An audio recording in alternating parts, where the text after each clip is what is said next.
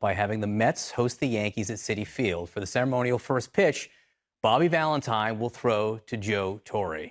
It's pretty good players there, but also New York managers in 2001, and they join me now. They've teamed up to executive produce a documentary. We showed you just a clip of it called Extra Innings from 9/11, 20 years later. It premieres tomorrow on HBO Max. Gentlemen, thank you so much for being with us, and thank you for sharing the memories and this moment.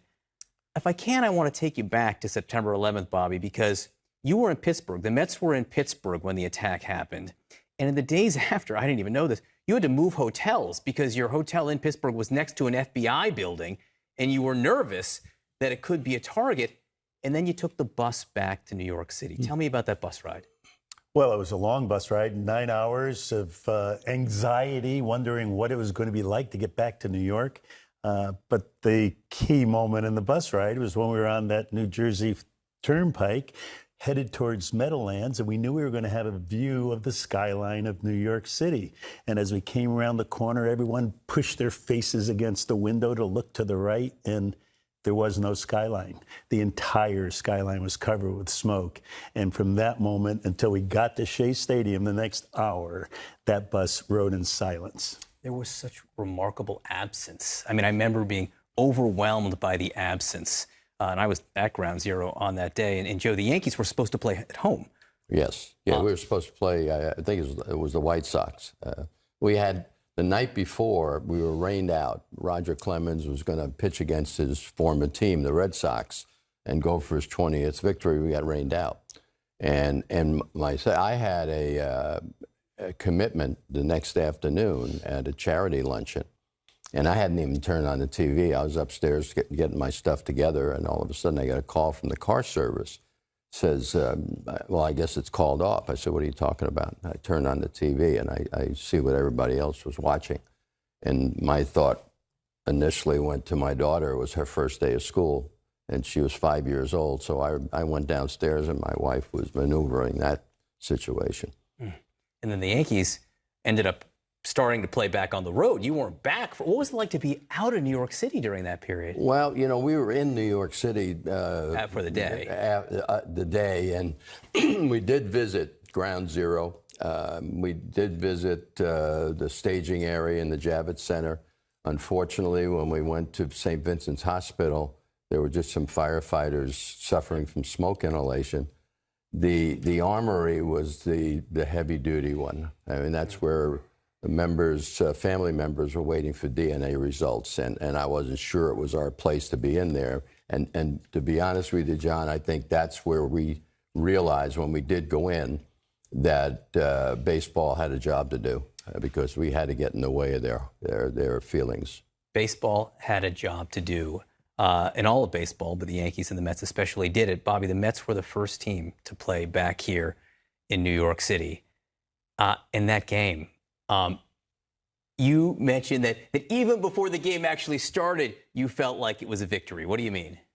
Well, just getting on the field, you know, our commander-in-chief wanted the game to resume, and he wanted it in New York for some reason. We could have easily played our games away, and Joe could have played their games away, but everyone made a conscious decision to play games in New York. Of course, our stadium was a couple miles from the airport. We always had planes flying over, landing and taking off, but the Atlanta Braves came up. They decided to brave it to New York, and thank God the good guys won and the superhero prevailed. Well, you did just. Well, first of all, there were all the hugs before the game, you know, on the field, which it was so emotional to see the players on the field sharing that moment with the rest of the country. And then it was what, you guys were down in the eighth? Yeah, we were down in the eighth, and the hugs were that moment of unifying. You know, we actually did show that the bad guys of Atlanta and the good guys of New York were hugging before the game, never before in a professional baseball game. But we were behind, and the crowd came to their feet wondering what could happen as Mike Piazza came to the plate, and somehow, some way, he hit. It was magical. Yeah, it was magical. Really was. He hit that ball with the sound and the repercussion from the fans of elation and joy was Look, it's miraculous. a message to the world. We're still here. We're here and we're back. And then the Yankees, when you played at home, what was the 25th? Well, yeah, but John, before that, we played on the Tuesday, a week later, after 9/11, we played in Chicago.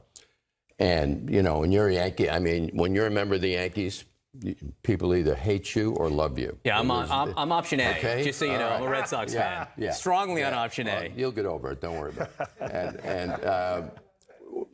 So we come out into Chicago, and we come out, and all of a sudden you look out in the stands, people are holding banners. We love New York. We love New York. It was such a different feel.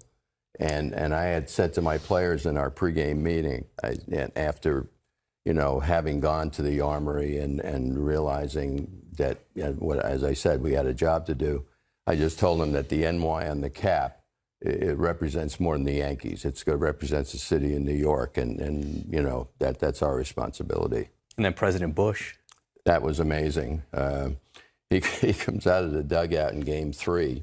We had lost the first 2 games in Arizona, and I'm at the end of the runway, and he says, "You're going to kick their butts tonight?" I said, "We're going to try." And with that, he just jumped up the steps and waved to the fans and made a beeline for the top of the mound, which, by the way, Derek Jeter said, "You better throw from the top of the mound, otherwise people are going to boo you." And then he threw a strike. I was at the White House covering Bush the summer before. It was before September 11th. He had thrown a first pitch out of a game in Milwaukee, and he practiced all summer long. Man, he wanted to throw a strike no matter what, and I promise you for that game, throwing a strike was so important to him. When you look back, what do you think the legacy of that will be, of this moment in baseball and in American history will be, Bobby? Well, the legacy is that if you come together, if you have trust in leadership, that you can have teamwork, and our whole country came together following the teams on the field. Joe's team that went to the World Series, our team that won that dramatic game, and with teamwork, we had victory. And I think that's the legacy and the lesson to be learned. Joe? Well, I feel the same way. I mean, anytime something happens, New York gets a bad rap. They're cold, they don't have time for anybody else. Everybody's in a hurry. But when things happen, they look to embrace you. They open up their arms and their homes to you. And didn't matter politically, everybody's working together. And I think it's just a reminder of how we are a United States. And I'd like to have, hopefully, people keep that in mind.